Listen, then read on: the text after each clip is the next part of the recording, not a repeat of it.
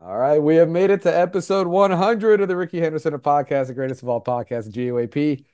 And of course, you got to know, use the promo code RickyVlog at Last Dive Bar. Brian says the sticker's too small. So here, I'll get it bigger on the screen for you, dude. Yeah. What's up? I'm Alex Espinoza with my co-host, Dr. Hot Dog Hal Gordon. Hey, doggy, hot dog. And we got another full house today. We got one of the founders of Last Dive Bar, Bryan Johansen. He's back. What's up? And then we got JVB43 on Twitter, aka well, that's his Twitter handle. But this is Steven Leighton, and a What's up? hardcore Thanks A's for fan having me. who's been making waves the past couple of years. So we're here to talk Matt Davis, Thanks for boys. having me. I'm ready. Um, dudes, but also I just want to say thanks to the fans. Like this started just as like a pandemic project in 2020. Dallas Braden was the first guest ever, and still doing it. Like I know it kind of disappears during the off season and everything, but we're still doing it 4 years later. And it's been cool to meet people like in person, especially like when I go to Ballers games. It's like my Twitter followings in person. So it's been great to meet everybody over the years. So. Um, but Steven, I want to say you're kind of like the mastermind behind this whole Mount Davis shenanigans, Oh, right? Like, yeah, I mean, I don't want to take all the credit. I mean, Gabriel Colin, Summer Cell Doc, he's been the last few things, Oak MoMA, like, he's, he deserves, at least bare minimum 50% of the credit. So just want to give him a shout out. But yeah, I mean, and uh, can you explain like what it is exactly, like what your aim is, like how it was conceived, and just kind of where you're at with everything right now? well, so I've been tracking the tickets for the game, and debate the entire season. Even early on, I was like, hey, they're going to open up Mount Davis for the last game. These tickets are selling fast. We get to the point where there's, or at least so they said, there are only so many seats left. And so keeping the pressure on. Are they going to open Mount Davis? And then you've got the whole thing that happened with the leaked 2,750 tickets held back, and then it was like the next day they said, "Oh yeah, we're sold out," and then in the fine print, additional seats may become available, and so we were all kind of waiting. Okay, are they opening up Mount Davis or not? And then I think it was the day after. Susan Slusser put out the Chronicle article. They're not going to open it, Yeah. and we're like, okay, well, why not? And we'd already gotten a few pictures of like some stuff that was being stored on Mount Davis. Nothing crazy, like some boxes, some crates, like a few extra garbage cans. Nothing crazy. And so we knew they were going to have to clean it up to some degree. And you know, me and Gabe were kind of talking in a group chat, and I had kind of already had the idea in my head. And then he said, "Hey, like, why don't we, do something to where it's like, we can volunteer to clean it up?" And I'm like, "Yeah, that sounds awesome." Mhm. So we got a list. The list is about, I think as of right now we're at 58 people. I got some good names on there. Willing to clean up Mount Davis for the last game. Of course, we know they're going to say stuff about insurance and it being a liability and whatnot, but we're prepared to sign release the liability waivers and all that. Uh, we went forward with it. I emailed 295 A's employees, just, went off the staff directory. 38 of them bounced back, but of the other 257, zero responses so far. I'm sure they got And a memo saying, "Do not reply, do not reply." definitely, but I mean, we expected that to Yeah, happen, and you know, like Brian, his whole thing, he's been saying like, it's a lot of it's too. It's about generating that media pressure, and him and Gabe have done a great job. We got four articles out about it now. It was on the 11 o'clock news, NBC Bay Area, so it's definitely generated some pressure, and for what it's worth, although things still aren't looking good for opening it up. On Monday, September 2nd, they had like a conference call type thing where they discussed the possibility of opening it up. And also that same night, they had some employees up there, looking around, seeing how things were. There had been reportedly a concern about standing water in the concessions area. However, the report came back good that things were looking, in good shape in terms of both the restrooms and the concessions. They said there might be a concern about the seats. I don't really know what they meant by that other than maybe there's a few cobwebs, but just hose it down, it'll be fine. But most of the journalists that were reaching out about the whole situation. The A's didn't even respond to them. The only time they did respond was to Mercury News, and they were saying, we are committed to. Forget what they said exactly. The Fan The experience. fan best experience. There fan you go, and it The experience. which best bunch fan, the of best Outstanding fan experience for our fans. experience. Yeah. It's so. I what mean, their number one commitment is. That's what they're always. yeah. So That's their North Star is the fan experience. yeah, because we know they've Duh. been so great at that. Real trendsetters there. So Come on. So yeah, I mean, it's not looking likely, but we've drummed up some negative PR at least. I mean, we're giving it our best shot. There's not really too much else we can do. I mean, as I mentioned before the show, they have to have that area cleared out by November 1st, anyways, as per the release. So why not clear it out now?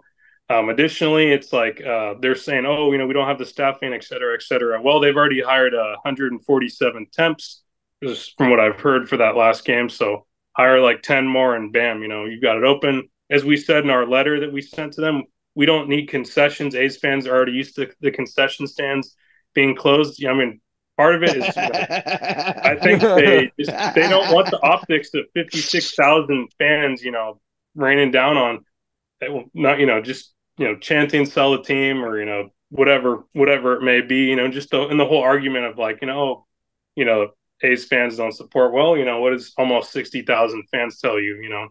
As we showed, with the reverse boycott, we will be there if you commit to Oakland, you commit to payroll, et cetera, et cetera. But you know how that is. So, Well, the thing that I just love so much about everyone's effort to open Mount Davis here is it's the people putting in the work, the people who've come up with it.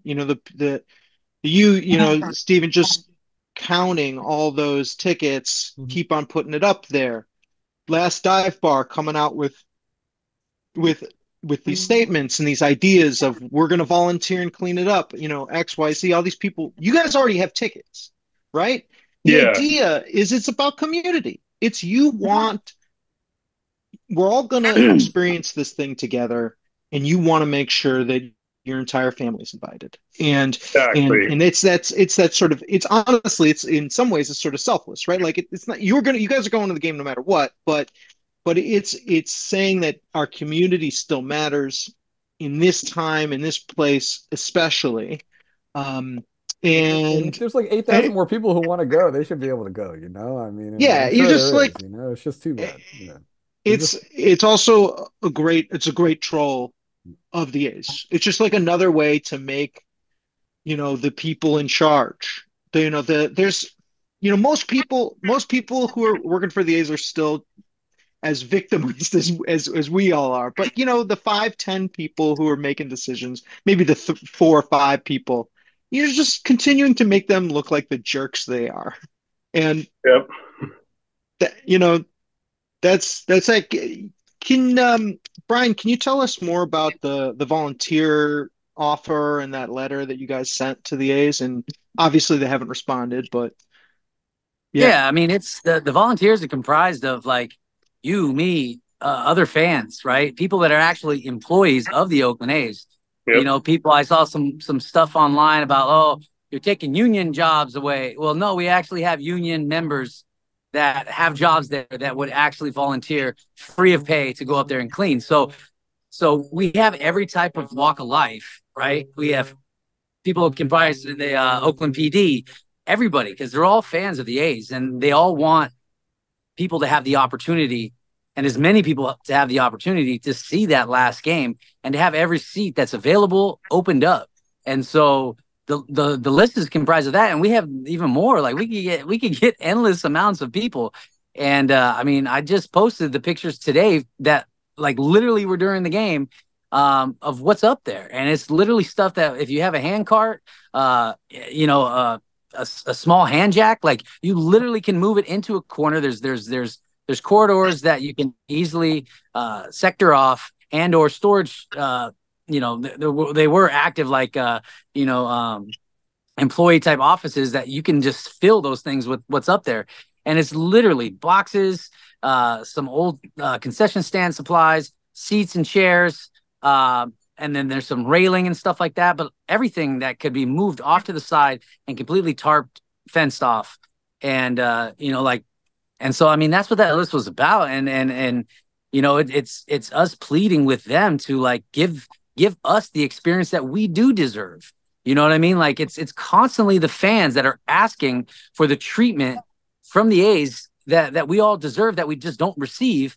And we're just asking for just the slightest bit of common decency to give us at least that experience of 56,000 people for that last game. You know what I mean? And then they've known about this since 2019, that they weren't going to be in fucking Oakland, right? They were working parallel paths all the way from 2019 till now. They didn't know till like April, right? When they announced they're going to Sacramento, like we they knew, yeah, but the minute they knew, still 6 months, No, the minute they knew they were going to Vegas, they knew they were never going to extend this lease at the end of this year.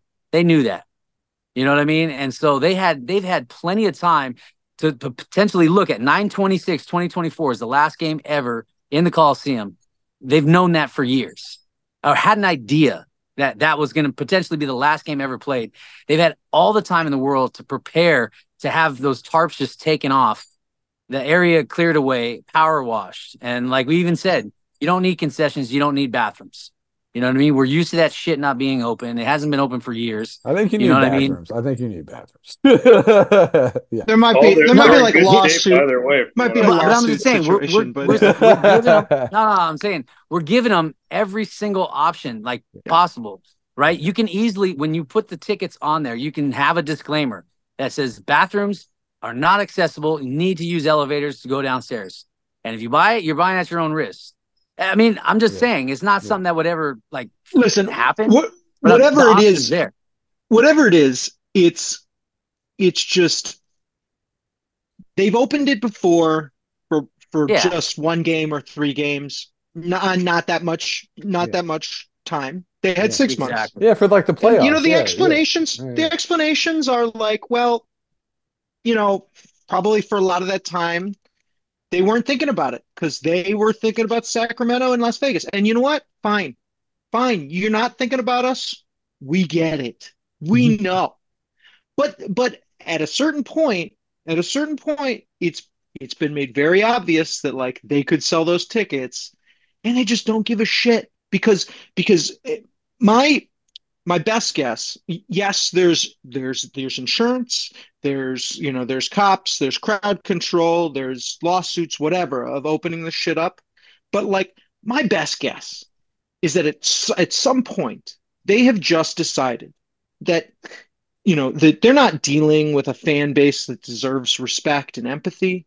They're dealing with their enemies. There's a group of executives at the A's. It's just probably a small handful of people, and if you know their names, they're probably one of them, right? These are people who felt like they've been unfairly attacked and maligned, and their lives have turned upside down, and it's miserable and shit because they're just dealing with the cards that Oakland dealt them or some shit. Like that's what they feel, and they don't realize like they have agency in this. I feel so bad for him. But like also just like, dude, you're gone. You've won. You're leaving. Yeah. You're not gonna have to deal with this anymore. You're leaving. Just like treat us with some fucking respect on the way out. There's just no excuse for that. There's no excuse for that. And so whatever bad shit is talked about these people in charge of the A's, like come on, man. You deserve it if you're gonna keep treating the fans like shit on the way out, just kicking us in the ass as you're shoving us out the door. Yeah, the one thing they also mentioned in I think it was that Mercury article is that they're saying, well, that it hasn't been open in so long. Okay, well, when they did open in 2018, it was a longer time period that they hadn't opened it than it is now. Yeah. So you know what I mean? That's just it's everything they say is just we can easily just cast it away as just a straight up lie. And I remember in 2018 when they first opened it up, I mean, like, I'm sure there's a lot of other things happening, but just from my one small vantage, I just remember that there was a lot of people who were working in concessions who were like, working the night before to just make a shit ton of pre-rolled hot dogs, right? Because they were like, well, Yeah. concessions don't work up there. So what they do, they hired people on overtime to sit there and roll pre-rolled hot dogs the night before. Yeah. There's like ways to fucking deal with this. Like it's not an impossibility. Yeah. No. Like if they really wanted to, they could. Yeah, of course. Yeah. Well, do you guys just think that they're bitter at this point? Like they're just at this point, they just kind of want to give a final F. Like that's what I understand is like why they're like I've always felt like they were the ones who fostered this mob, Okay, and now so it's like kind of like vindictive. I don't know what it is, but it's like I know how we were talking offline. You want to talk about Brodie, how he's kind of getting the shaft here. He's leaving. I don't know. It's just it's really like ugly. It doesn't have to be like that. Like you could have class on the way out. Like so going back to 2021, they had massive headcount reductions, right? Chris Giles and his entire team, that was right, like were all 19, right, or 18, or well, 19 going into 2020, right? But 2021 when they were back, every year since then they've had major headcount reductions. So like when we were piloting that bingo night on Fridays that they still do every night, when we started that program, right? Like literally we were the ones pulling down chairs. We were the ones bringing out the bingo stuff. Like they had nobody. They had one person that was managing that whole program. And like, so their entire departments were gutted. So they couldn't offer the type of fan experience, even at a bare minimum. And so many things were falling through the cracks because they literally didn't like any company where you have a department of 15 people and then you have a headcount reduction. Now you have 5 people having to do the job of 15 people. Like that's what it's been. They've always struggled to do it. And that they've been overwhelmed for years. And now in this final year, I mean, there's no answer for it. There's no answer for it except that like Hal's kind of saying, like they view the fans as like a fucking enemy.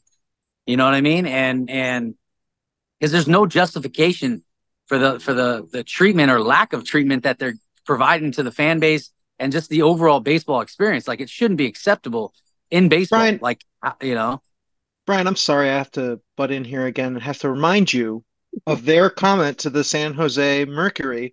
We are, quote, we are committed to providing the best experience for our fans. And I won't be here and hear you malign that true and absolutely not bullshit comment. Yeah, man. It's like it's a commitment, right? And it's one of the most ugliest relationships that we've been forced to be stuck in, right? And a lot of people have made the decision to leave the relationship, but for those of us still in the relationship, I mean, this is the person that's cheating on us, basically saying, "Hey, I'm committed to giving you the best relationship you've ever had," while they're banging, like my best friend right in front of me or something like that. You know what I mean? From Like Sacramento, some girl from Sacramento. From Sacramento, right? Yeah. And so, everything they fucking do is just bullshit. Like they finally recognized that this was their final season in August by putting out that graphic. And then there's been no merch or anything associated with that for the fans that are still going to the games. What about the pin, until dude? today? The $30 that pin, dude. Until today, where it says if you spend $30 on this fucking horseshit merchandise that we just you go inside these the merch stands and everything like that, there's nothing left. So you got to figure out how to fucking spend $30 to get yourself a $10 pin that literally costs 20 cents or less to make. We make pins so we know how much they cost. Like it's a fucking mold with the sticker on it, and that's it. And you got to spend $30 just to get that one pin. And then you can't go back and return the merchandise to get your money back on that and keep the pin. You would have to then give up the pin too. So it's like even doing that is like a middle finger to the fans. Like, oh yeah, here's a pin. And of course they're not Everyone should get advertising those it for free. Yeah, dude. It's a little pin. Like it's the least you can do. Yeah, like I imagine this whole truce that, the executive front office wanted to make with me, like at the start of the year, before the year, and during the year, had something to do with like softening the blow of them leaving, right? And also us not dragging them like the way we've done, right? But like they had even that opportunity to meet with us and say, okay, what can we do, right, to somehow save face in this year? You know what I mean? And like we would for the sake of the fans, like we probably would have worked with them and said, like, this is what you need to do. This is what the fans want. You know what I mean? Because for us, the fans are more important than our hatred towards John Fisher and all that, because the Coliseum and that experience means more to us than our hatred towards these, John Fisher. Bryan, you mentioned some type of truce. Like, can you explain a little bit more what happened there? Who reached out, or what there was going to be a truce, or whatever? Yeah, I can speak on in general Whatever what it you was, but can not give details. speak Yeah, about. so there was an executive, a very highly ranked executive on John Fisher's team that reached out to a middle person to contact me and reach out for a truce, right? And When was this? this was before the season, and then throughout this season, during the season. And so they wanted to have a truce, and they wanted to sit down in a room and come to some sort of agreement on how to handle this final year. And so I wrote down questions, because I was curious why that was being proposed. And I wrote down a list of things that the fan base would potentially want, right? And things that we specifically wanted. And like, what did you want? And oh, dude, we have the list is like this long. So there's specific items, right, that we knew that were going to get thrown out. There's specific items. There's specific experiences that we wanted the fans to have an opportunity to have, right? Like, what fan can say they've had a tour of the Coliseum? What fans can say that they went and they were able to get like, there's tons of stuff, right? There's a lot of personal questions with our relationship and stuff that I wanted answers on, right? Like, I wanted to know why they did what they did when MLB directed them to do something else with us. Like, I want to know what the fuck was the problem and why my text and all that wasn't, responded to, and emails and stuff like that. And so there was a lot of those questions, but then there was a lot of stuff, a lot of items, like I call it stadium archaeology, right? There's a lot of like things that some stuff we knew was going to get thrown out, some stuff we suspected that's going to get thrown out, but there's a lot of things that we wanted to make available to the fan base. Like, we wanted an entire thing where we could literally almost gut that entire place and basically be selling off those artifacts. And then the proceeds could go to fucking wherever, charity, right? They can go to the A's Community Fund, or, can fund a fucking Little League in Sacramento or fucking Las Vegas. I don't give a shit. The whole point is for fans, Oakland fans, to have an opportunity to take a piece of the Coliseum home with them. And so there was a lot of stuff like that. There was a lot of experiences that we wanted them to offer to the fan base and stuff like that, so they can experience the Coliseum on a more intimate level.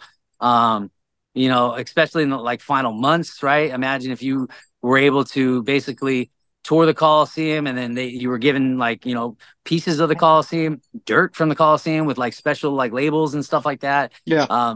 So a lot of things that it's like a send off, right? And so what happened? Why didn't we get all those things? Crickets, bro. Crickets. I heard that they were scared I was gonna record the conversation. You know what I mean? Like we're fucking animals. You know what I mean? Like we had a reverse boycott. We had a Unite the Bay. We had another reverse boycott. We had a Fuck John Fisher Fest. We had a Fans Fest. We've had numerous events, and not a single recorded incident in any of those events. Nothing.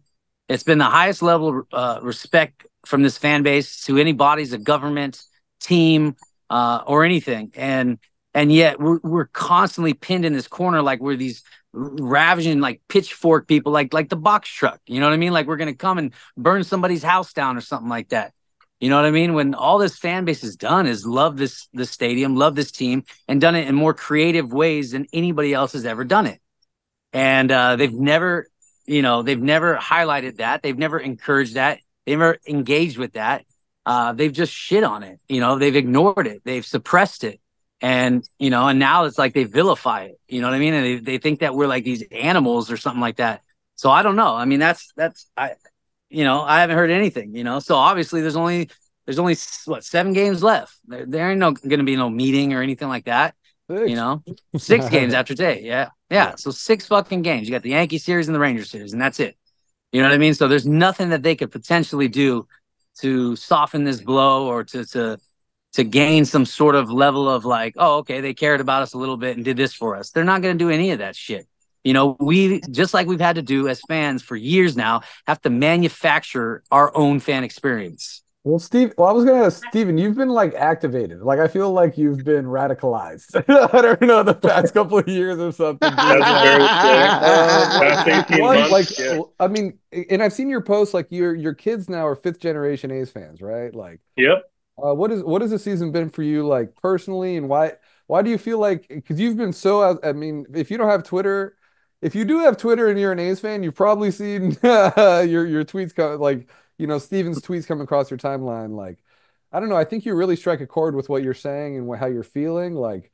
What's your connection to the A's and like, you know. Yeah. Well, I mean, well, if I want to go really far back, my great great grandmother's cousin was the first wife of Connie Mack. So, you know, Connie Mack's children, Roy, Okay. Earl Mack, Margaret Mack, those are my relatives. So, you know, when I call Connie Mack a bad owner, I feel like I have a right to, because, you know, he obviously ran the team into the ground financially, but, you know, so that aside, I didn't find that out till later, just for my genealogical exploits. But my great great grandparents lived briefly in Oakland, but my great grandparents they lived there for my great grandfather for like I don't know, like 30, 40 years or something like that. My great grandmother lived there for like, you know, half a century, and my grandfather grew up going to Oakland Oaks games, and you know the A's came in, of course, and so, you know, him and his siblings and, you know, their friends, and they'd all go to games. And, you know, my dad grew up going to games with, you know, my uncle, and, you know, my grandparents would, you know, would take them to games. My dad, of course, would take me, my sisters to games. And so, you know, here I am. I have a 4 and a 6 year old, and I'm thinking like, oh yeah, I'm going to get to take them to a lot of games, continue the tradition. But you Yeah. know, it's being taken away from me, and you know, I've got a lot of family ties to Oakland. And you know, base. I don't know. I'm always someone that's obsessed over things. If you can't tell already, just from my Twitter account. But A's baseball was like my big obsession as a kid, and so Yeah, just me the too. fact that it's. I mean, obviously, I can't stomach, you know, following them once they leave Oakland, but it's like I just something it just something got ignited in me, and I was just like, no, you know, like I'm probably not going to be able to stop a relocation or anything crazy like that, but I want to be a part of the fight. I want to do anything that I can, and I want to drag John Fisher and everyone else responsible. I want to drag their names through the mud as much as I can, and I want to educate people, because my whole thing. I mean, I feel like not just me. I mean, Well, your obviously, documentary, I don't know if people even know like about I mean, I've seen it's getting views, like more views this season, I think, right? Didn't you say? But like yeah. So you have I the made three that. hour epic documentary about like like very thorough Well, about yeah. like So why we're here, you know? Like, yeah, it's you know, it has like almost, I think it's got 22,000 views last time I checked. And here, you know, How do you find it? How do you find it on YouTube for people people should go to listening? my profile. It's my pinned tweet. You'll see the link in my profile. And what's your profile again? I'm just trying, Steven, just trying to get, you know, people At to. JVB43 or Justice for Oakland Fans. And you There we know, go. that video, I was just like, I was so tired of people saying, you know, oh, well, Oakland had 30 years, you know, build a. No, no, no, no, no, no, no. That's not what happened.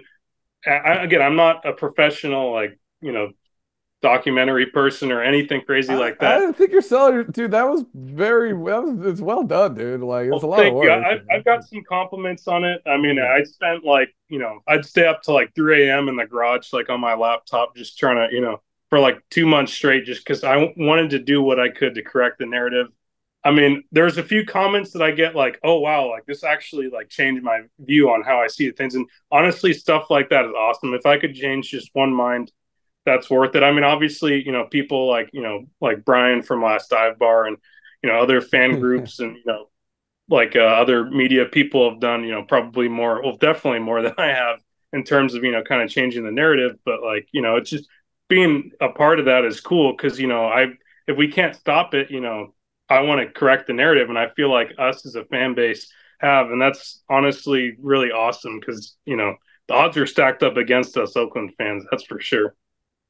Oh, that's just kind of my thoughts on it. Well, Yeah. you guys mentioned creativity. I was going to ask Brian about the whole puppet incident. last week. That was that was hilarious, dude. So you and Todd were like right behind home plate, diamond level with the Fisher and Cavill puppets. You guys shut down pretty quickly, but it seemed like they were like he was laughing about it, right? The security guard was just joking or like kind of like Yeah, so for Warrior fans and stuff like that, like you probably know the security guard, it's Ramon, right? He's a pretty famous like security guard for Warriors and also, you know, for the A's, right? But like I know of him from the Warriors games and stuff. And so but yeah, like so we had already debuted those, right? And that Melody Roberts of 33 Customs, she made them for us at our request because we wanted them for some music videos, like some Muppet shows, right? And so she made them, and then we debuted them at the FJF Fisher Fest, right? And then we Gabe and Todd snuck down one time already to the diamond level, and so literally Todd put out a tweet that said, "Yo, anybody want a puppet show? Buy us tickets." And so this guy bought us tickets, and so so we went down there and we had it all planned out because we knew it was going to be in phases, right?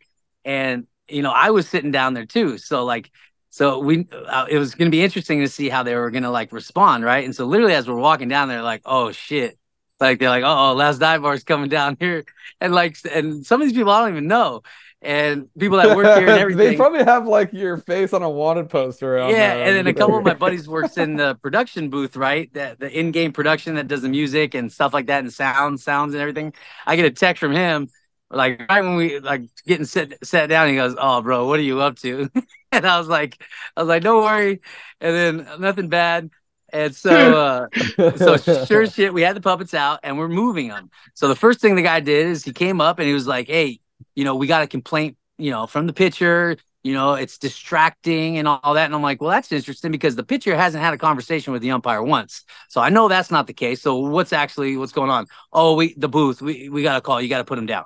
Okay, so it's about the puppets, not about the movement, because literally everybody in the diamond level moves like this and fucking whatever, right? Yeah. And so then there's always some jackass going like this trying to mess up the picture. Yeah, right, exactly. So then I was like, okay, can we keep them completely still and not move them? If it's about movement, we'll keep them completely still. And he goes, okay, yeah, that's cool. So we did that. Well, the Mariners broadcast, or what's it called?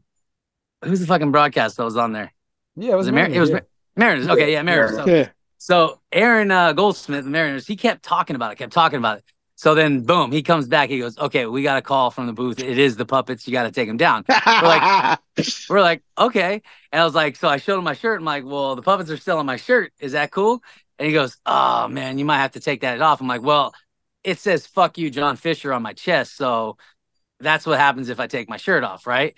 And he goes, "Okay, no, keep your shirt on, and then you're fine." So then Todd has his fire truck John Fisher shirt on, and so next thing you know, the next time he comes up, he's like, "Hey, your shirt, it looks like 'fuck John Fisher.'" And we're like, "No, it says fire truck, dude. There's nothing wrong with having a shirt with a fire truck on it." And so he goes, "Yeah, no, man, we can't have that." So he goes to put the jersey on, and it's the Pro Line mock-up cell jersey with the middle finger. And so he's like, "Bro, come on, man." And so we're like, "Hey, just wait for you to get the call." And he goes, "All right, I'll wait to get the call." He never got the call. And so then that was it. We just stayed doing that. And then after the game, we were chopping up with security. We invited them to the after party on the 26th to the wake. And then when we were leaving, Aaron Goldsmith of the Mariners broadcast walks right out. And so we had like a 30-minute conversation with him, and it was great. And then we got locked in the Coliseum, and we had to wait to get out. They locked all the gates. So we literally were the only ones like in there, dude. That's hilarious. Yeah, but I've been locked in there a few times. Have to keep like running around trying to find how to get out.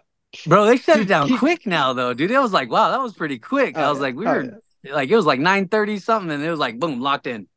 So yeah. So that was tell us about what we got planned for the wake.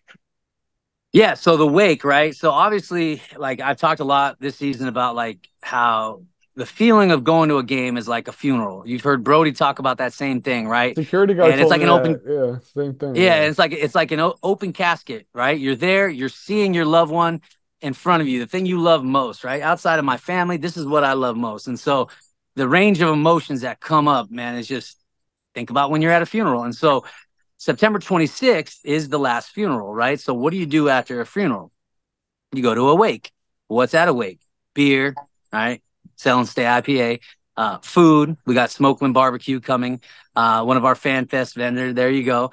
And then Line 51 at 303 Castro, they're kind enough to open their doors to all of us A's fans and let us celebrate, commiserate, cry, laugh, be mad, be angry, and just go through it together.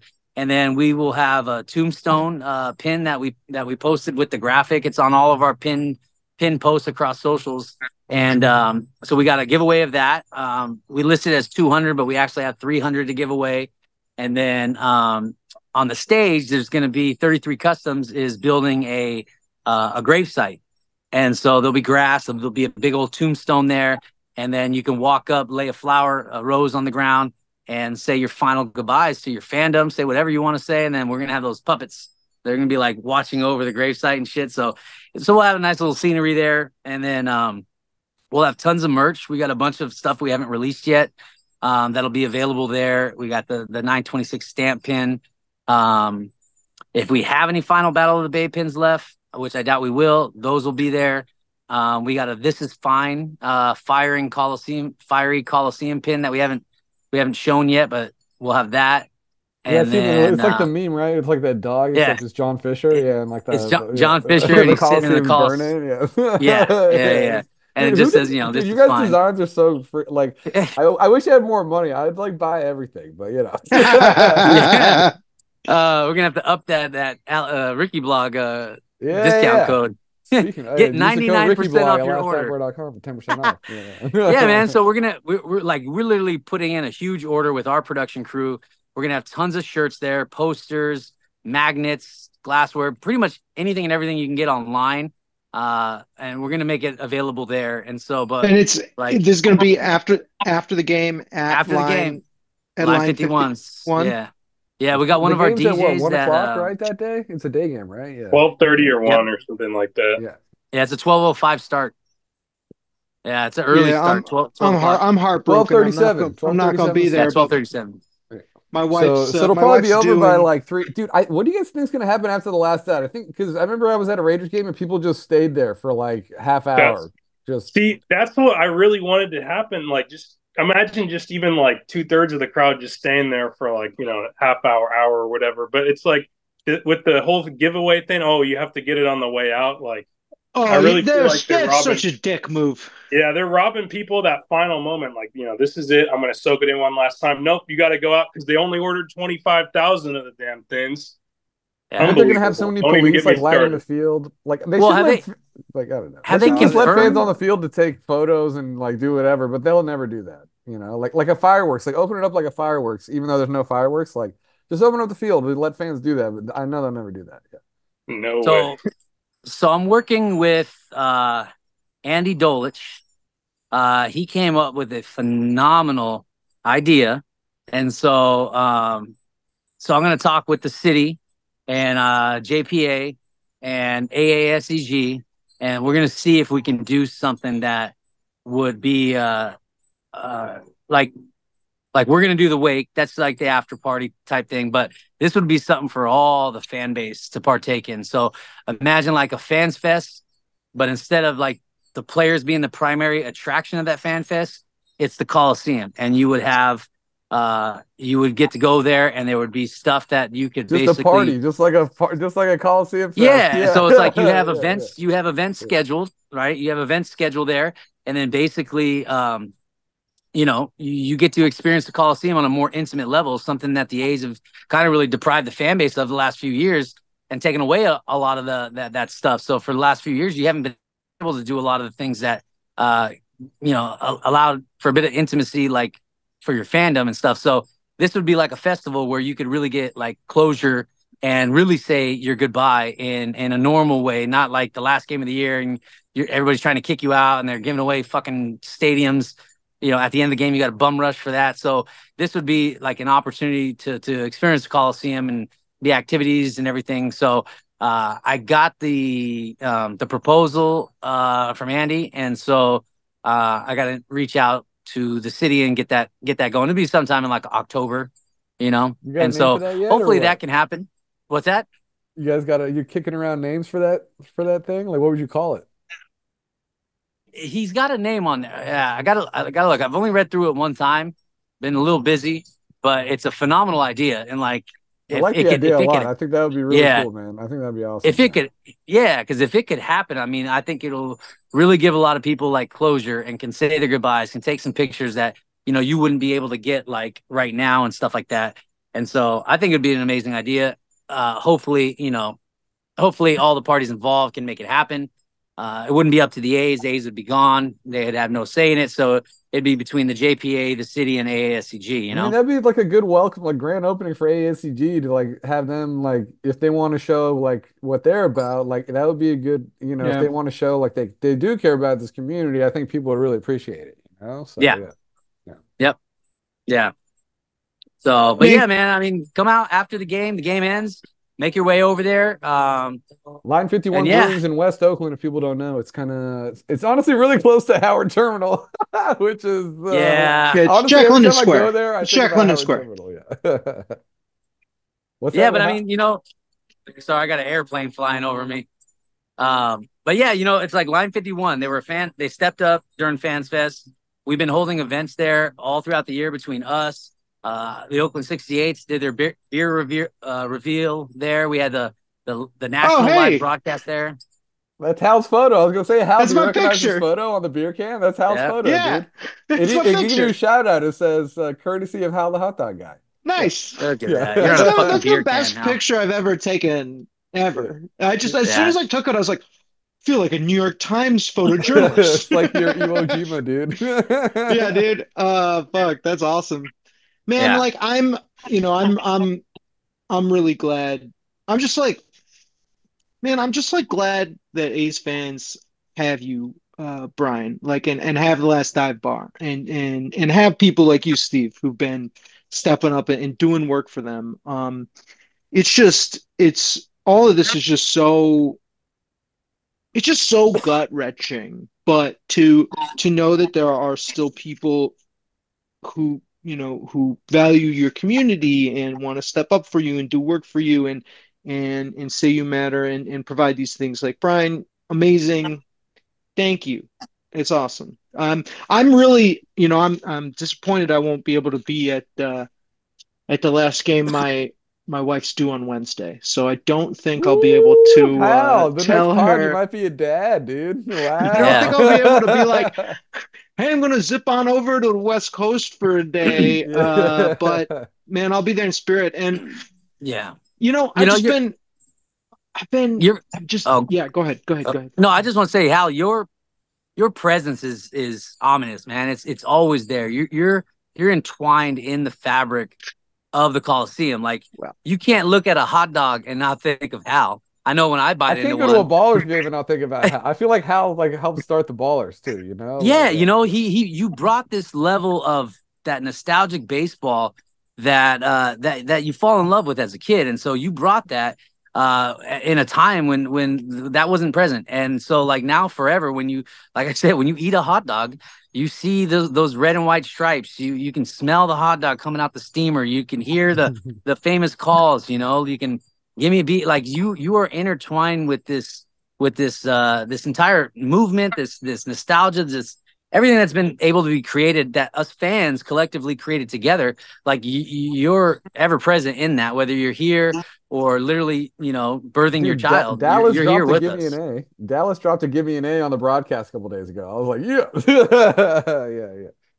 No. Yeah. So, but it's very kind.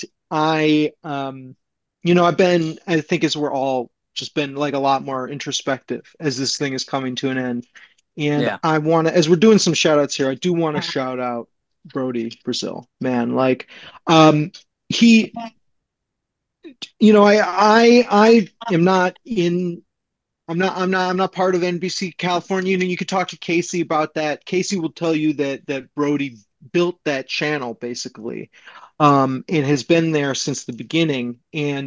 But I just know that, you know, him and maybe Casey, there's nobody else who's been a better source of information, a better source or just like hard work, like he's doing all that work that he's always been doing for the A's fandom on YouTube, and has been on top of his regular job, and he's got a family, like, and I don't know how he it does it, it dude. He has like three YouTube channels and he's on TV and like I don't know. He's always, but he never just like rushed or everything's like he's like super professional. I'm like yeah.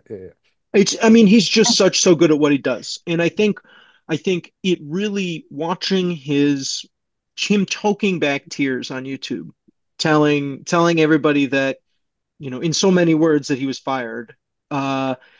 It just really bothered me. And I was thinking about it this morning, about like why I was so, I mean, obviously it bothered me because the guy's a great guy and he doesn't deserve this. But him, I think more than maybe anybody else, he is a macrocosm of what all A's fans are feeling and have experienced at certain levels. Like he more than any of us had centered his life and his career and his work around this community and serving this community. And he did an amazing job doing it, a really professional job. I mean, if the amount of times watching him where I was just like, if I was him, I don't think I could have held my tongue right there at that moment, and just like, he's just such a pro. But just, it brought back feelings. Watching him announce that he was fired, brought back feelings that I felt when I realized, shit, Mm. like, they don't really care about me and want to keep me on. Shit, we're not going to have Howard Terminal. Like, shit, like, this is all of this is shit is going to, but I'm sure that you, Bryan, you feel that when you think about, man, we could have had a Last Dive Bar, like store in a baseball stadium, and Could have had a I, bar, you know dude. If you guys like sold beer just like at the Brodie, Coliseum, that would have been just like, amazing. Brodie will move on to great things, and he's going to do great things. Last Dive Bar is going to continue on doing great and amazing things. But it just fucking sucks. It fucking sucks that basically John Fisher, one fucking nepo asshole, decided, you know what? I still probably could stay in Oakland, but I think think I can make more money over in Las Vegas, so fuck off. And it to affect, Steve, Steven, you have a 4 and a 6 year old, and your great grandparents or whatever were Oakland baseball. That it just Yep. affects everyone in such an unfair and just big, massive. It just boils my blood. It boils my blood. But at the end of the day, I'm so upset about it. But it's also beautiful to see, what the fan base still is capable of. Still capable of roasting and just dragging these dickheads through the mud on local media, making them look like idiots for not opening Mount Davis. And we'll be okay. The community will be around. Brodie will be okay. He'll find a new job. Last Eyebrow will be okay. It'll find a new fucking shit. Steve, you're gonna be able to take your kids to other fun stuff, Roots games, Bees games. We'll all be okay. But like, dude, fuck John Fisher. Oh, Like, fuck him. fuck him. Like, Yeah, fuck Yeah. him so hard. It's just yeah, Yeah. bullshit, man. yeah. He's the worst. Yeah. You know, when we were up in Stockton for their final weekend, there was a gentleman that came, and he came up to our booth and he started crying and told me he was battling cancer, dying of cancer, hadn't been to a game in years, but that we were coming and we were selling specific items, right? And he wanted to come and get that, right? And then literally crying and thanking us for what we did. It just shows that, like, our entire goal of what we do is to try to be a mirror, right? Where you look at what we do, you look at the products, the merch, the imagery and stuff like that. you see a reflection of your experiences, your time with family, what the Coliseum meant to you, right? So that's what it's about. And so the fact that this guy just emphatically was explaining that to me without me telling him like the pitch, I knew it was working. I knew this was bigger than just us. Like this is it's a microcosm of people's fandom and experiences and history at that building and with that team that they've loved for so long. And so these final weeks, we're busting our ass to try to get as much nostalgic type stuff out as possible, because we know that that's what the fan base deserves. That's what we deserve. And so like we make this stuff, but it's like, I get a copy of for something for myself as well, because it means that much to me. Right. And yeah. And we like the aerial, Quentin Solovev, I'm probably butchering his last name, Soloviv, Quentin, right? He provided all that aerial photography. You have the goodbye. Yeah, you got those are like I've been looking at photos of the Coliseum my entire life, but the stuff that dude's put, like you guys are sharing, is incredible. Yeah. That stuff's so good. So we're working with him. He provided us all of the stock footage and stuff like that, and then we go and we edit it. Then with the videos, I'm working with Athletics Breakdown on IG to make videos and stuff like that. Put that content out, and then the Goodbye Oakland book. He's going to be at the wake, selling copies of that. And so he's got our photography. He's got other photographers donated their photography to make that book, right? So that's going to be debuted there. And then also, you look at Scott, the photographer Scott. He asked my permission to use right from the Chronicle. Yeah, right? he asked my permission to use the Oakland, the baseball's last dive bar, Oakland Coliseum, and I said, yeah, you can use it. Like he's like, do I need to sign like paperwork? I said, nope. I said, just use it, man. It's all good. So that's going to come out, that coffee table book. So there's going to be a lot of stuff for people to get, stuff that's genuine, stuff that is coming from the right place, like from the heart. You know what I mean? And they get to hang on to that, and at least the fan base and the people within the fan base are stepping up to provide what they should have always been providing, but especially in this year itself, like people are stepping up to make sure fans are getting as much of the Coliseum and as much of their memories respected and honored as possible. And so, for everybody that DMs us, sends us a message, I am the one you're talking to. And so it's been emotional for me, because literally people are sending me pictures and long stories and video chats, and there's been a lot of nights where I've just cried watching all this shit. You know what I mean? It's been affecting me big time. So. Well, Bryan, I mean, I know I always thank you all the time for everything you've done for the Cell movement, but like you've done way more by yourself to honor like that. Days. They said in April, oh, we're gonna do everything we can to honor fans in Oakland. They haven't done crap. Well, you, my friend, have done so much, just with everything you've done. So besides, everything you're probably the majority of the, especially this year, 2024, you're the majority of the Cell movement, but you are also like 99.99% of, honoring the Coliseum, honoring his time in Oakland, honoring the fans, so just thank you, man. I know I've told you before, but I just wanted to say this publicly because people are going to be watching this. Thank you for everything you've done, man. It does not go unnoticed. Yeah, no, I appreciate that, man. And it's like, I really appreciate that. And it's like, we couldn't do what we do. Like it's literally Last Dive Bar's 3 dudes, right? And Carl, he's an amazing designer and comes up with a lot of amazing ideas and stuff. But the stuff you see on the socials and the website and the events, like that's Paul and myself, right? And so we rely a lot on this fan base to make Last Sidebar run. Like Ricky Blog is such a huge part of what we do. We constantly share his stuff. We constantly get information from his videos, right?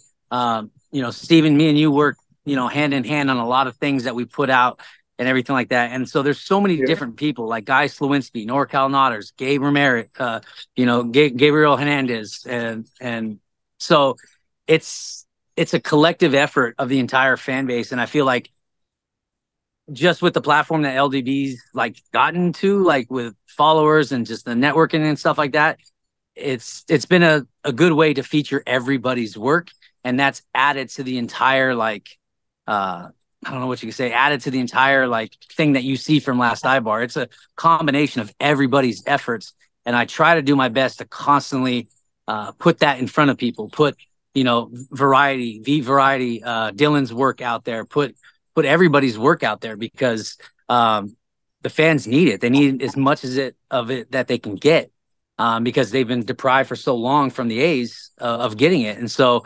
We need the Ricky Blogs. We need the Gamer Athletics. We need the JVBs. We need, the Guy Slawinskis and the NorCal Nodders and 33 Customs. Like, we need that shit because we don't get that. And so we haven't get, Cavill put that fucking tweet out and it's like, he might as well say, hey, Last Ibar, you mind doing it for us? Because they fucking haven't done shit. They don't and it's know just a slap in the face. It's like they're incapable. It's like they don't know. Even the billboard, the thank you Oakland, it's like there's no Bro. effort. It's just like no like Yeah, it's like the most fuck? basic thing. It's like I don't understand. It's like they're trying to be bad. I don't get it. It's like it's bizarre to me. I don't like who signed off on that. Like it looks so bad. Like I don't.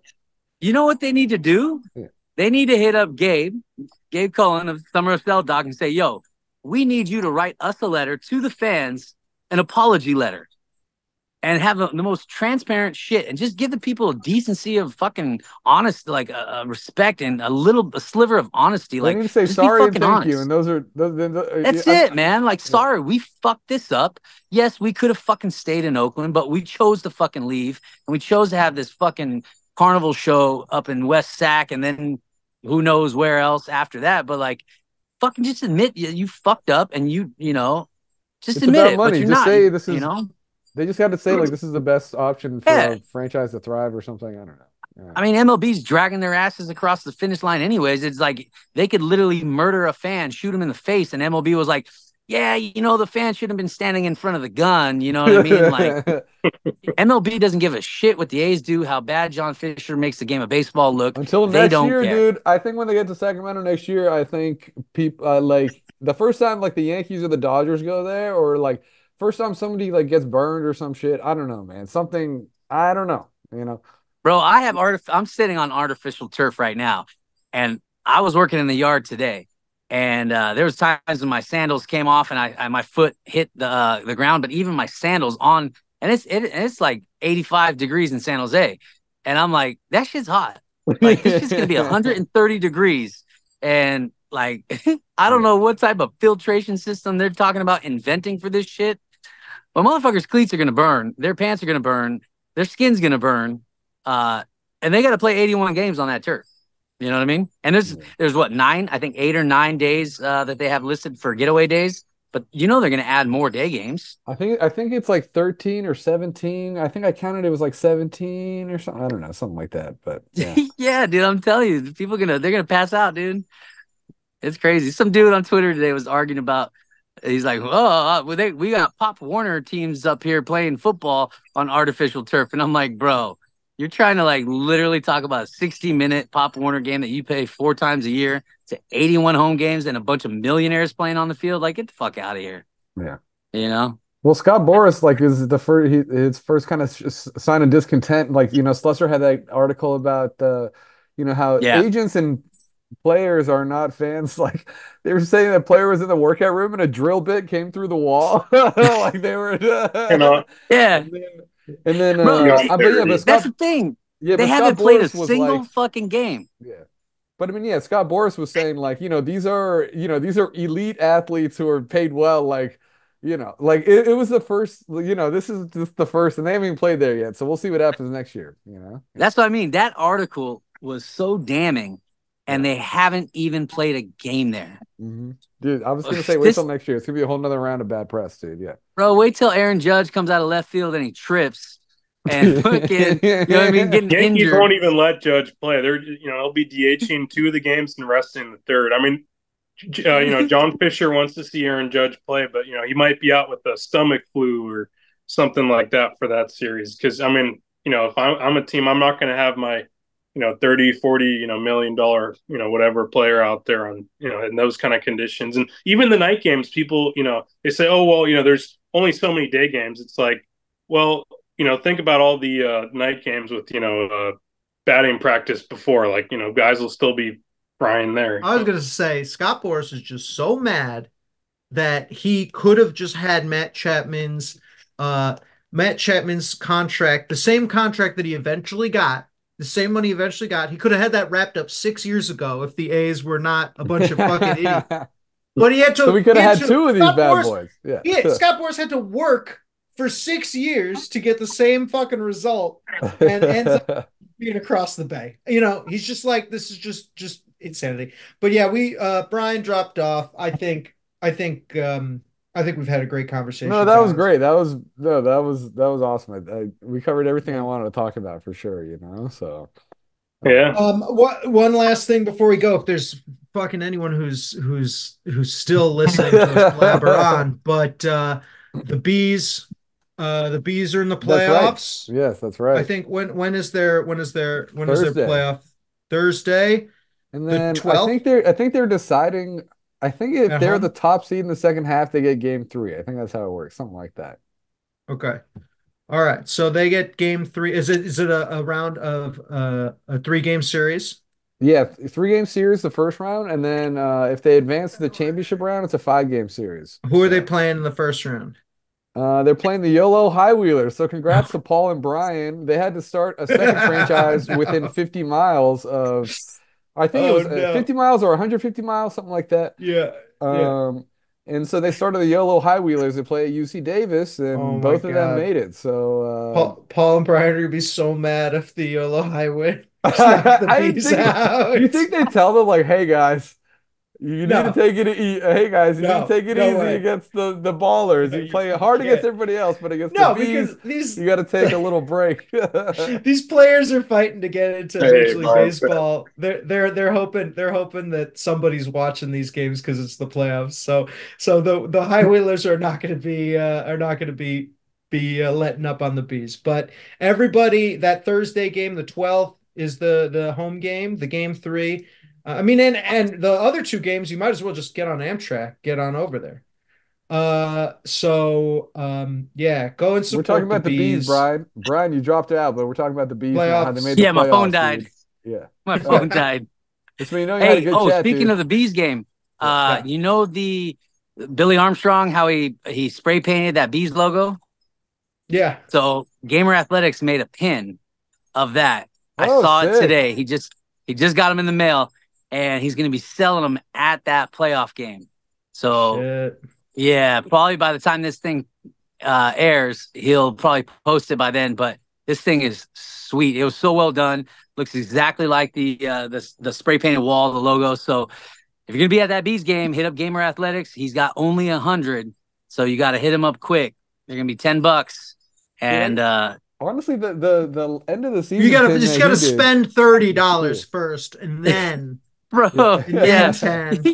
Yeah, you gotta go like and subscribe his YouTube channel, and you can get a pin. Actually, he's gonna do that. Subscribe to my channel, and you'll get it. But yeah, because he's gonna be making ballers. This is the pin that he made for this season. I think it's pretty cool. Yeah. I got one of these from him. It's a really sick pin. I like it. Sick. Yeah, he just, for those that want to get that one, he just re-upped those. So he's getting like another 250 of those. So he should have them for the last 2 series as well. I love how he made this before the A's made their pin. Like, fans were doing it before the A's. Like, it's just crazy, man. Like, it's so unexpected. They didn't have time to plan. Yeah, I know. How many times do I have to tell you? But hey, they got the jerseys for 2028 season though. Nike's working on them, so they can plan ahead for that. Yeah. Well, they sold out of all the pins, right, that they've had. Like, they've had the same pins for like years. So whatever stock they had remaining, they just let run out, and they haven't re-upped any pins. So for the last like month and a half, there's been no pins to even purchase at the Coliseum outside. They did that limited amount of the sticker pin for the Bay Bridge series, and then they got the one that you can spend $30 on now. And so, but like everything's just ran through like their team shops and stuff. It's pretty empty. Brian, I just was considering maybe Dave Cavill John Fisher, Catherine Aker, maybe they're just not the worst. But then I just heard about this pin thing. Come on. Yeah. Unbelievable. It's I was like, maybe give it a second chance. Pin thing, well, no, but inexcusable. think about it. Inexcusable. So the attendance is getting This like, this might be a more. bigger issue to you No, no, no, than it no, is no. to This other I see. people. I'm I seeing know, this I on know. social I know, media. I know, I know, I know. When people come in and they're seeing their final game, they want to buy something that says Oakland Coliseum or Yeah. something like that. And there's nothing available in the team shops to buy that. So they're not even monetizing on the fact that they're leaving. So A, they're not doing what they said they're do, honor all the shit they said they were going to honor. But B, they're not monetizing on the fact that they're fucking leaving. Like, how Yeah. bad of an organization do you have to be to Just not want to even get the fuck out. capitalize on that? They Yeah, like just they want to should get the have all fuck these. out. Yeah, Did they like do They the just want to tent get the sale fuck this out. year? Did they do that or no? the tent sale. Yeah, did they do that? They usually do that the last weekend, I think, Yeah, or like I maybe like the forgot what three Rob games. said. Because this I year's it don't would be believe there's going wild. to I think a be. lot of people like anything Oakland. Like I kind of want a Kelly Green Oakland jersey just before because I'm sure they already stopped making them or whatever, you know. So No, yeah. but what they've been doing. So I think Rob told me they're not having one this year. But what Rob told me they're doing is they're bringing more stuff to the authentic little booth. So you'll see like way more jerseys there. They're bringing out all the bats. So they're bringing tons of stuff out. And so that's how Rob's been able to acquire a lot of the stuff he's acquired this year because they literally bringing tons of stuff out. Like Yeah. they just brought out like Murphy's catcher's gear that Gabe bought, and so yeah, they're bringing a lot of that stuff out now, making it available, putting like an obscene amount like price tag on it.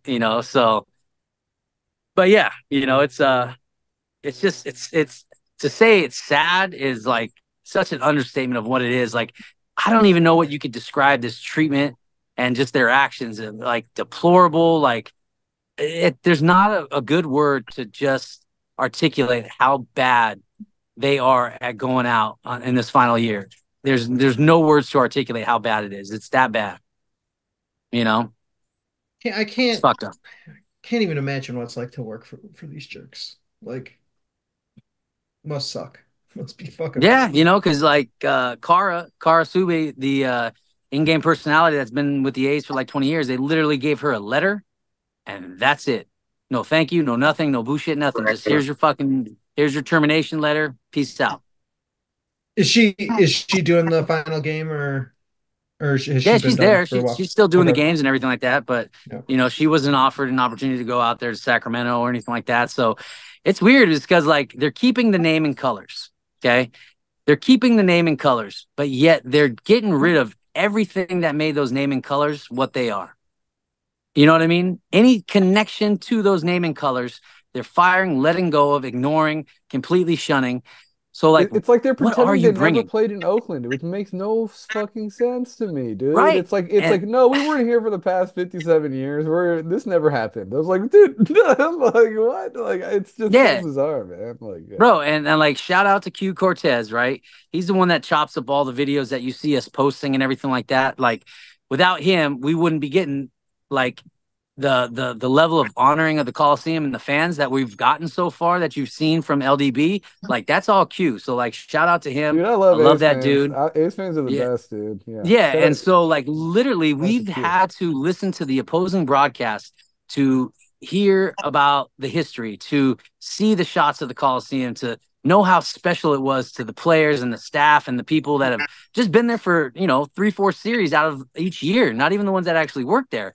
And so literally we have to use the opposing team's broadcast to get the type of treatment and the type of honoring that Dave Cavill said we were going to get. We have to watch the opposing broadcast to get that, and we're going to continue posting those. The last 6 games, we'll be posting that. But like literally the A's will not touch it. They won't mention it. They won't say anything about it.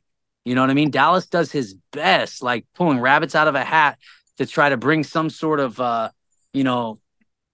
something to the fan base. But it's like, there's nothing. And that's what's just, it's like, they don't even know this is their last year. Like, Yeah, like it's that email, they're crazy. like, "Oh, it's gonna be September to remember." Like, no, it's not. It's September to remember. Like, what are you Like, come putting see in the front of us? Yankees. It's like, dude, what the fuck? It's like, dude, like, Like, what are you giving us that we're gonna remember? Like, yeah. what we're gonna The remember is the giveaway, dude. treatment that you did. The Coliseum, the little the stadium for ants. Oh, bro, I haven't seen pictures. Hey, Stadium for ants. I haven't seen pictures of it yet, and so Who I'm cares? cuyous what this thing's Don't. gonna even look like. You know, you're not gonna see it You because know it's gonna be disappointing. You know it's gonna you're be gonna want to dude, that thing's gonna stand there. It's a I micro don't know, man. machine. dude, it's gonna look It's so shitty. You already know it's gonna look so bad. Yeah. Yeah, and the thing is with that is like I saw in one of the articles was it Susan Slusher's that the A's wanted to give it out at the end of the game as people were leaving because they were Yeah, scared Scott people were going to Osler. Yeah, throw Scott that Osler. on the field. I'm like, are you fucking stupid? You really think people are going to throw that shit on the field? Like, that's fucking That's stupid. how They're going the to throw A's a beer think it, and can. that's why it's like that's how they think, man. It's just like, Or no, they view us dude. as criminals. That's been obvious Yeah. Yeah.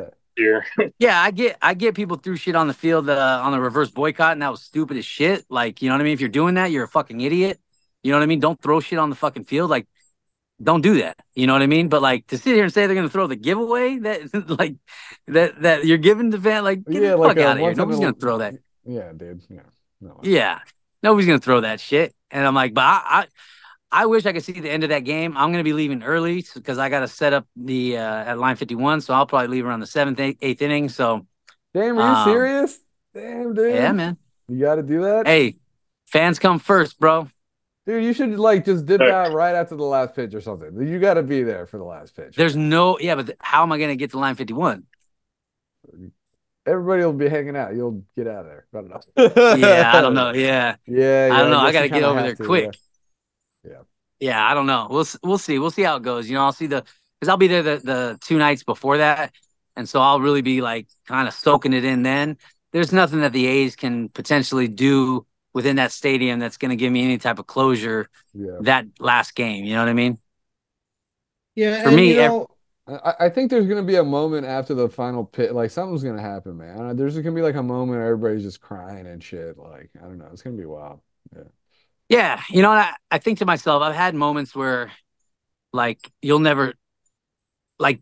I don't think that final game will give me the same type of feeling I got in 2012 after Game 5 when people were saying "Let's go Oakland" for like 15 minutes after that game ended. Like that's one of the greatest baseball moments I've ever witnessed. You know what I mean? And the players actually coming out and like taking their hats off to us. The opposing players, like that's what they were talking about. They're like, yeah, we had a good game. We're happy to go to the next playoffs. But man, that ovation at the end of the game, hats off to those fans. You know what I mean? Like that to me is like a bigger moment than this final game is probably going to bring me. Like I have a feeling it's just going to be chaos. People are going to be more pissed because if they do give out the stadium at the end of the game, people are just going to be pissed about that. Like if they want things to go nice and smooth, A's, if you're listening, Catherine Aker, DeBartolo, since you guys like listening to this podcast so much, if you're listening, get the fucking stadiums out at the start of the game. If you give them out at the end, you're going to have major fucking problems. I'm letting you know right now. Give it out at the start of the game. Hold on.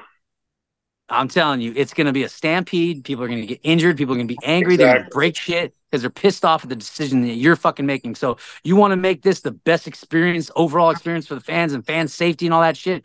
Give it out like every other fucking team in baseball at the start of the goddamn game and let people enjoy that ninth inning and soak up the last moments they have in that stadium. And then they'll walk out peacefully and they'll go to line 51 and get shit-faced drunk on Sell and Stay IPA. all right, guys. It'd be a huge mistake if they give it out at the end of the game. Well, think about it. You've got 45,000 people or so that are going to be at that game, and 20,000 of them aren't going to get it. Yeah, like you and I were saying, it's a public safety, threat. Like it could go very poorly, and that's on them. If that's how they want to do it. I've never thought of like everybody leaving all at once trying to get a giveaway. Hey man, I wouldn't want to be those employees giving out those stadium things. You're going to get trampled by 30,000 people. Yeah. How do you stop people from trying to go from one gate to the other gate? You know what? They're probably just gonna at some point. They're probably just gonna be like, I don't know. Here, take a box, and it'll be like Black Friday. One of those videos, Tickle Me Elmo. Everybody's going nuts. DeBartolo, listen to us. Come on, bud. Come on. Acres. I know you guys have feelings too, but you're gonna get a bunch of lawsuits if you have people fucking getting injured over your decision to get these stadiums. You're gonna have lawsuits of people getting injured because of a stupid fucking decision that's never been done in baseball, and you guys are setting a precedent because it's the last game ever at the Coliseum, and you want to get cute and do it like that, thinking it's a good idea. But I'm telling you right now, it's not a good idea. People are gonna get injured. People are gonna get aggressive, and people are gonna get hurt. Simple as that. With that, I think we gotta wrap this up, man. I think we gotta wrap this up. We gotta wrap it up. This has been amazing, I think so. We can keep going forever. Well, that's why we gotta wrap it up. We gotta wrap it up. Tell the team. Hey, but the final battle of the Bay Pins, we only have 89, and we're dropping those. I get the packaging on Tuesday. I'm gonna package them Tuesday. So Wednesday we're gonna drop those at 12 o'clock. That'll be the first. And then we got the walk-off capital of baseball. That's dropping tomorrow. Should have dropped it yesterday, dude. Seth Brown. No. Well, we need to design it first. But yeah, use code RickyBlog and you'll get 10% off your whole order. That's right. Where's your sticker? Look how big that sticker is now. Bro, it's huge. Bro, I need to get you a mug. Last time bar. Yeah. All right, guys. Well, Hal, good luck to you and Kelsey, man. Congratulations, man. Dude. And congrats. Maybe next time we have a pod, you'll be Dad Hal. I'll introduce you guys to John Fisher Gordon. I'm naming him. Yeah, here, bro. Yeah. Wait, you got a name? You got a name yet? John Fisher Gordon. That's like a nice. I think we've crossed that one off. Yeah, probably. It's a girl. Are you gonna name her? Are you gonna name her Vienna? Oh, it's a boy. It's a boy, and it's not gonna be John or Dave. Oscar Meyer Gordon. Let's go. Oscar Meyer. Bro, that would be hilarious. That would be hilarious. I'm making T-shirts. That's it. Getting Oscar Meyer Gordon. Have Hal with a steamer and the baby rested right on the steamer. Oh my god. Oh shit. All right. Steven, Bryan, thank you guys. Hal, thank you guys so much. Thank you for having me on. Yeah, dude, this is great. Yeah. I'll see y'all the next and last. Actually, I'll probably see you guys in the Bees game before that. So yeah. Yeah, I'll be there. All right. Take care, guys. All right, guys. All right. Peace.